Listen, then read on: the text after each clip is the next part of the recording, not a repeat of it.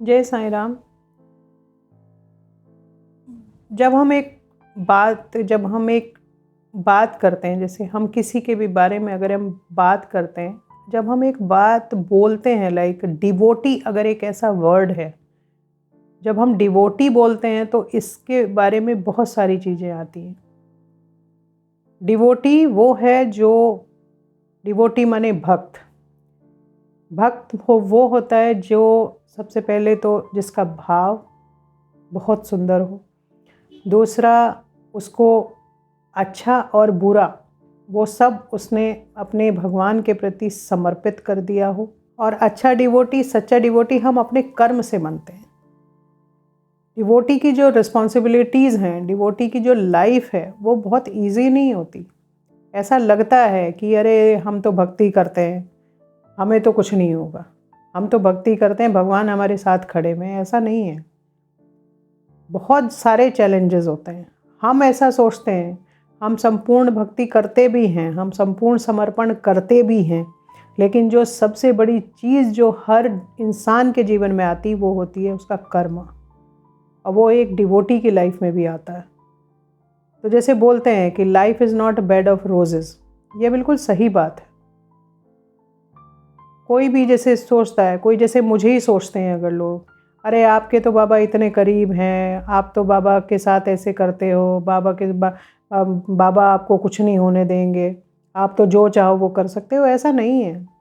मेरा भी अपना एक कर्म है, एक अपना कार्मिक पाथ है, जिसकी वजह से आज मुझे भी कष्ट होते हैं, मुझे भी बहुत प्रॉब्लम होती हैं, मेरे हेल्थ प्रॉब्लम्स बहुत होती हैं, लेकिन मैं वो सोचती नहीं हूँ। मैं उसको कभी भी ये नहीं सोचती कि बाबा मुझे दे रहे हैं। मैं हमेशा ये सोचती हूँ कि ये मेरी कार्मिक जर्नी है, ये कुछ ऐसे ऋण बाकी हैं जो मुझे ये ऋण अब निभाने पड़ रहे हैं, ये मुझे कर्म अपने काटने पड़ रहे हैं, इसीलिए मुझे ये जीवन मिला है। और हर इंसान को ऐसे ही सोचना चाहिए। अगर ये जीवन है तो इसमें कष्ट ज़रूर है। कोई भी इंसान, आप किसी को भी पकड़ लो, आप चाहे 1000 लोग ले लो, लाख लोग ले लो, 100 लोग ले लो, आप किसी को भी इंसान से पूछ लेना क्या आप अपने जीवन में पूरी तरह खुश हैं?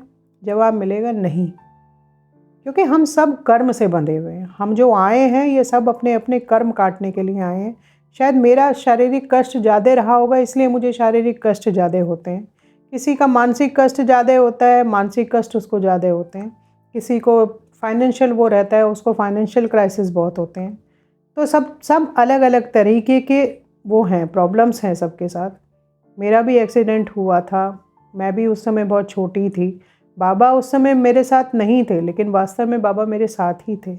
जिस दौर से मैं गुज़री हूँ, मैं यंग थी एकदम, और जो लेवल का मेरा जो एक्सीडेंट हुआ था, जो लेवल की मुझे चोट लगी थी, मेरे साथ ये भी हो सकता था कि मैं मेरा पूरा जीवन बिस्तर पे सड़ के बीत जाता। लेकिन शायद वो शक्ति मेरे साथ तब भी थी जब मैं उसको नहीं देखती थी। वो शक्ति ने मुझे तब भी बचाया। तो ऐसा नहीं है, मतलब कष्ट हर इंसान के जीवन में आएंगे। मैं कितने महीने बिस्तर पे रही, मेरा बहुत बड़ा ऑपरेशन भी हुआ, उसके बाद भी इनमें मैं चल नहीं पाई। जब मैंने चलने का प्रयास किया तो मैं भूल गई थी कि चलते कैसे हैं, कि कोई भी इंसान 2 साल अगर चला नहीं है तो कोई भी आदत वो छूट जाती है, हमें याद ही नहीं रहता कि हम चले कैसे थे। तो मेरे साथ भी हुआ था ये, मेरे माता पिता के लिए बहुत बहुत कष्ट का समय था वो। तो लेकिन उस समय से भी मैं निकली हूँ, बाबा ने मुझे उस समय से भी निकाला है। आज भी कष्ट होते हैं, ऐसा क्यों लगता है लोगों को कि मेरे साथ जीवन में कष्ट नहीं है? मेरे साथ भी हैं, बट मैं बाबा से कभी कुछ मांगती नहीं हूँ। मैं उनसे कभी, मैंने अपने परिवार के लिए, अपने बच्चों के लिए मैंने बाबा से कभी कुछ नहीं मांगा। मैं बाबा से बस एक ही प्रार्थना करती हूँ कि बाबा बस आप साथ में रहना, क्योंकि आप अगर साथ में हो तो हम जो भी कष्ट हैं उनको हम काट पाएंगे, क्योंकि आपका हाथ हमारे सिर पे है। हर इंसान को यही प्रार्थना करनी चाहिए कि बेशक कष्ट आए, और कष्ट आएंगे फिर जाएंगे भी। कभी सुबह होगी, कभी शाम होगी, ऐसे ही धूप छाँव की तरह से जीवन चलता रहता है। लेकिन हिम्मत नहीं हारनी चाहिए। ऐसा नहीं है, मतलब बाबा का होना हमारे जीवन में ये तय करता है कि हम कितना जल्दी दुख से निकल जाते हैं। ये नहीं कि अगर बाबा हैं तो हमें दुख ही नहीं होंगे, दुख तो ज़रूर होंगे। वो हमारी कार्मिक जर्नी है। कार्मिक जर्नी हमें तय करनी पड़ेगी, चाहे आप कुछ भी कर लीजिए। ये कर्म हमें काटने पड़ेंगे, चाहे आप कितने भी प्रयास कर लीजिए। ये हमें करना ही पड़ेगा, कुछ भी हो जाए। चाहे कहते हैं ना हम कि हम कोई ओनरशिप ना लें। बाबा जानते हैं कि क्या परिस्थिति है, but let Baba be the doer. कहते हैं ना हम कि लेट बाबा बी द, वो उनको चूज़ करने दो कि हमारे लिए सही क्या है और गलत क्या है। हमें नहीं मालूम कि हमारे लिए क्या सही है क्या गलत है, अगले पल क्या परिस्थिति आने वाली है हमें नहीं मालूम है। लेकिन जब हम समर्पण करते हैं, जब हम सरेंडर करते हैं, तो हम बाबा से बहुत प्यार करते हैं। तो ऐसा नहीं है कि जीवन में कुछ दुर्घटना नहीं घटेगी। दुर्घटना तो ज़रूर घटेगी, वो हमारी कर्मा है। लेकिन हम उस समय में भी जिस भाव से बाबा के प्रति अपना समर्पण रखें, अपना प्रेम रखें, वो असली भक्ति होती है। जैसे मैं एक जानती हूँ, साउथ में हैं, एक लेडी हैं, बाबा ने उन तक ऊदी पहुँचाई थी, उन पे अपना बाबा ने अपना उन एहसास कराया था उनको कि वो उनके साथ हैं। लेकिन फिर भी कोविड से उनके हस्बैंड की डेथ हो गई। बट उनका जो बाबा के प्रति जो प्यार था, बाबा के प्रति जो सरेंडर था, वो आज भी है।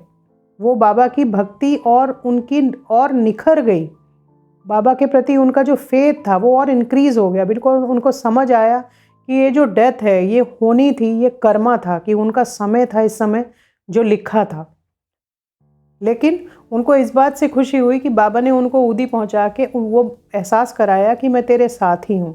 तो ये बहुत ज़रूरी है कि हम परिस्थितियों के हिसाब से अपने आप को ना बदलें। हमें ये सोचना चाहिए कि आज जो बाबा, अगर जैसे सपोज़ करिए हम किसी भी उससे दुर्घटना से बच भी गए, लेकिन और उसके पीछे मतलब बाबा को हम हर समय ये नहीं बोल सकते कि आप हमें बचा लो, आप हमें बचा लो। हम सिर्फ ये बोलते हैं कि बाबा आप हमारे साथ रहो। बाकी जो जीवन में होना है वो होना है। जो डेस्टिनी है उसको हम चेंज नहीं कर सकते। भगवान को डिसाइड करने दो कि हमारे लिए अच्छा क्या है, बुरा क्या है। उनको मालूम है कि मेरे भक्त को कब क्या मिलना चाहिए, वो हमें उस हिसाब से वो देते हैं। क्योंकि अगर वो गलत समय पे हमें कोई चीज़ दे देंगे, हम उसका सदुपयोग नहीं कर पाएंगे। तो जब जैसी परिस्थितियाँ होती हैं वैसी ही ब्लेसिंग बाबा देते हैं। तो लेकिन इसका जो क्रक्स है वो यही है कि जो हमारा जो डिवोशन है, हम अपनी लाइफ को इतना ईजी ना समझें। लाइफ ईजी नहीं है, बिल्कुल भी ईजी नहीं है। हम जो इस दुनिया में आए हैं ना, ये सब झेलने के लिए आए हैं। तो कभी ये एक शांत नदी की तरह से होगी और ये कभी समुद्र की लहरों की तरह से होगी। अब वो आपकी मर्जी है कि आपको वो नदी में डूबना है या समुद्र की लहरों को पार करना है।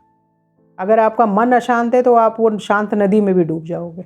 लेकिन आप अगर मन से स्ट्रांग हो और आपने बाबा के प्रति समर्पण किया हुआ है और आपका बाबा के प्रति वो विश्वास है कि जब बाबा जो करेंगे वो सही करेंगे, तो फिर आप वो लहरों से भी निकल के बाहर आ जाओगे।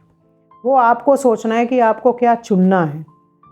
बाबा का एक अच्छा भक्त बनके, उनका आज्ञाकारी भक्त बनके उनकी भक्ति करनी है, जिसमें कि कुछ भी ऐसा नहीं होगा जो कंडीशनल होगा, या आपको अपने हिसाब से काम करना है और बाबा को दोष देना है हर समय कि बाबा ने ये कर दिया, बाबा ने वो कर दिया, जो कि बिल्कुल ही गलत है। भक्त बनना है तो फिर एक आज्ञाकारी भक्त बनो, एक अपने समर्पण रखो, एक हर समय स्मरण रखो, और ये बिल्कुल अपने मन में, अपने जीवन में ये तय कर लो कि ये जो जीवन है इसमें धूप छाँव की तरह दुख और सुख आते रहेंगे, हम उनको नहीं टाल सकते। जीवन कभी भी एक तरह से नहीं चल सकता। हम ऐसे कोई बहुत बड़े हम महापुरुष नहीं है जो हम इतने अच्छे कर्म करके आए हैं कि हमारे साथ कोई दुख नहीं घटेगा कभी भी। दुख और सुख हमारे साथ बराबर चलेंगे। एक दिन दुख है तो एक दिन सुख जरूर होगा। रात के बाद सूर्य उदय होता ही है। तो यही सोच के हमें अपने जीवन को बिताना चाहिए कि ये कोई गुलाब की वो नहीं है कि हर समय हम बस गुलाब पे ही पैर रख के चलेंगे। कांटे भी आएंगे जीवन में। कांटों पे भी चलने की आदत होनी चाहिए और गुलाब पे भी चलने की आदत होनी चाहिए। अपने भगवान के प्रति, अपने बाबा के प्रति वो विश्वास होना चाहिए कि चाहे कांटे भी हों वो भी उनको भी वो फूल बना देंगे। बस। तो मैं यही कहना चाहती हूँ कि अपने जीवन को एक सुचारू रूप से चलाने का बस प्रयत्न करते रहें, प्रयास करते रहें। बाकी बाबा के ऊपर छोड़ दें कि वो क्या हमारे बारे में सोचते हैं। जो वो हमारे बारे में सोचते हैं वो समय समय पे हमारा साथ दे के हमें वो सब देते रहेंगे। जय साईं राम।